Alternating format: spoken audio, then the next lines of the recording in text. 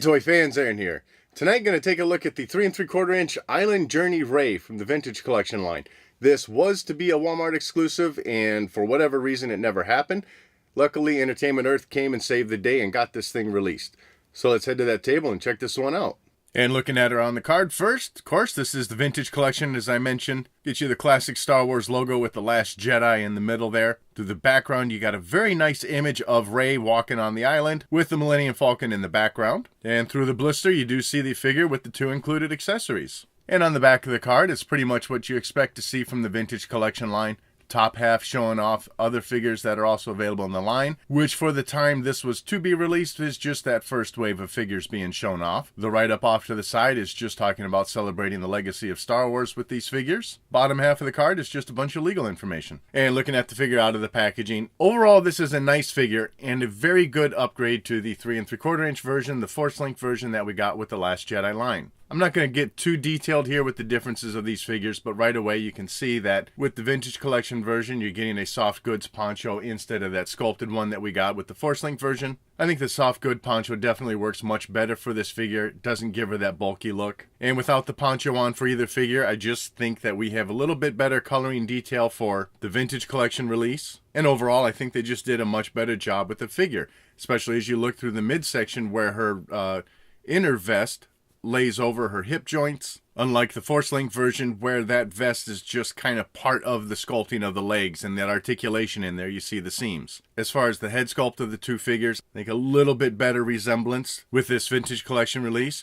And now just focusing in on this one, like I said, with the head sculpt, I think there's a minor resemblance. When you look at the figure straight on, I don't see it, but when you get from certain angles, I think there is a little bit of resemblance going on to Rey, but the paint application is not helping out at all. It's not bringing out any definitions within the face for the cheeks or anything like that. The eyes are a little bit off, so that's certainly giving her a little bit of a goofy look, but otherwise, at the back of the head, her 3 little bun ponytail things are sculpted in pretty well. So while to me the head of this figure isn't the best looking feature, I think neck down everything else is looking great. That poncho, as I already mentioned, is soft goods, sits nicely on the figure. The hood folds back pretty well also, and it's staying in place. And the removal of it is pretty easy. You just lift it off, slide it right over her head, which reveals a nicely sculpted body, pretty well painted also. On each of her arms, you can see the wrap sculpted in there. Painting is pretty good to that. At the shoulder, the peach color skin, I think, is what is painted on here. The wraps are molded in that sleeve color, and the hand itself is ball jointed in, so nothing really needed to paint on that. On her left arm, the only difference here, she has that additional wrap painted in. As for the chest, you see she's got an outer vest that she's got on. Very nice sculpting to that, little bit of texturing in there for some fabric detail, and then you can see some different texturing on top of the shoulders. And overall, the vest does sit pretty snug against the body, so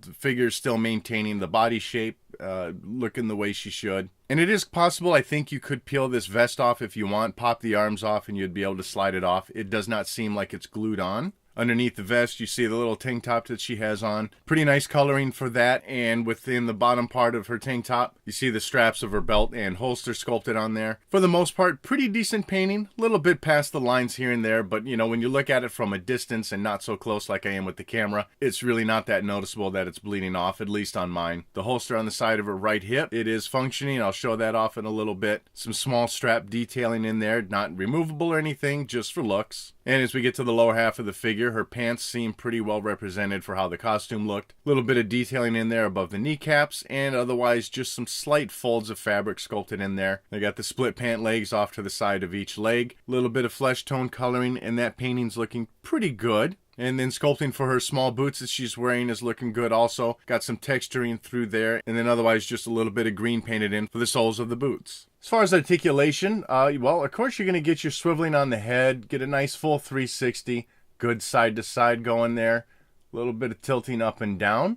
And just to note on this head is you've got a double ball joint going on. So you got a ball joint within the top of the head and then also down at the base of the neck. Your shoulders are going to raise up just past 90 degrees, and then you're getting a good 360 swivel out of them. And at the elbows, this is where things get a little fun for me. Of course, you should be able to go straight and then pretty much a 90-degree bend.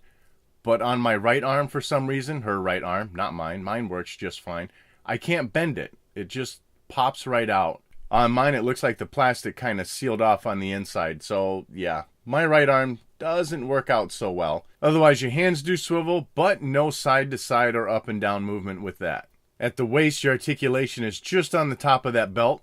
So you get your swiveling there, good 360. Some crunching forward and back.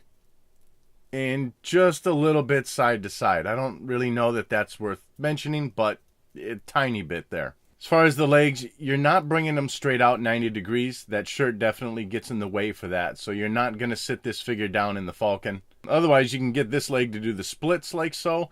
But on her right leg, that holster definitely gets in the way. Knees are going to bend 90 degrees. And then you also got your swiveling within that. And at the ankles, you're bringing the foot forward like so. Back at a pretty good distance. And then you got your swiveling at the top of the ankle. As far as accessories, she does come with two of them. Lightsaber and blaster. Oddly, we did not get her staff, which is what she was using when she was walking around the island anyways, but I guess we've received plenty of staffs with other Rey figures. As far as the lightsaber that we're getting, it's looking good. It's got a very nice blue color to the blade. The hilt of the lightsaber is looking good also. Sculpting to it is as it should be, which is Luke Skywalker's lightsaber. Got some nice button painting on there, little red, little gold, and then some black stripes down at the bottom of the hilt. The figure, of course, has no problem holding the lightsaber. And then moving on to the blaster, this is the one that she received in The Force Awakens from Han Solo. Nothing crazy with the sculpting, but it was a pretty basic looking weapon. You got a touch of detailing at the barrel of the blaster.